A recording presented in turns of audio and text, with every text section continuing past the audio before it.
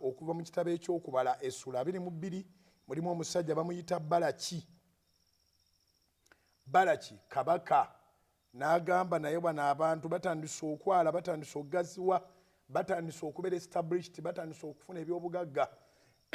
Omugezi abakolimira nga bukyali kati omulogo n'amanipulatinga omusabi n'akyusa essaala akolimira abo.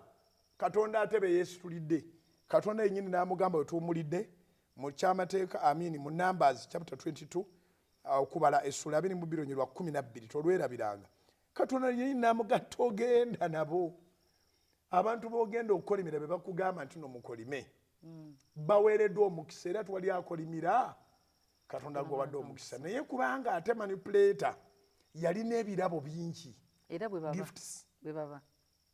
Yaleeta ssente nyingi, yaleeta ebirabo, yaleeta ebyapa, yaleeta biki. Musajja wa Katonda yatendewalirwa. Musumba okimanyi kangereze ku church. Kamaleyo katono.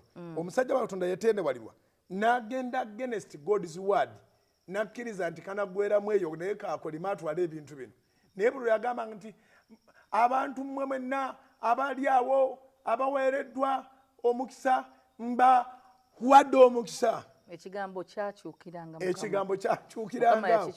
bwala kye n'amugamba nasasulidde ki nakugambye kuko lima ate gwe owa mukisa. Naye waliwo n'olunyiriri oluli mu kitabo kya Lubereberye essula 50 olwa 20. What you intended for evil, God intended it for good into my life.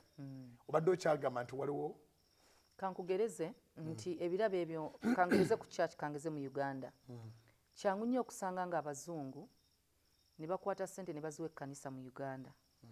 Ne bagamba mu making sure ne bakozesa ekkanisa okukasinga the leaders of the country.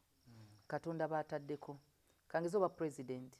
Kati omusumba eyandibadde nga asabira eggwanga n'atandika okusabira president aveeko. Ng'ate eggwanga mwabeera. Kati bw'omusabira aveeko engeri gy'avaako tewagyogedde esobola okutwaliramu. Kyekiri dangerous. Naye nti osobola otandika okusaba essaala eyo si lwakuba nti omukulembeze. Ne Dawudi teyagisabira Sawulo. N'omwana we yali amulyamu olukwe. Abusalomu Dawudi teyamusabira Saala. Kati ebikolwa byabwe byabekiranga. Sente neeveebwe yesobola okukyusa. Ngera bw'olaba nti Yesu yagamba Yuda omwana w'omuntu omuliddemu a kiss.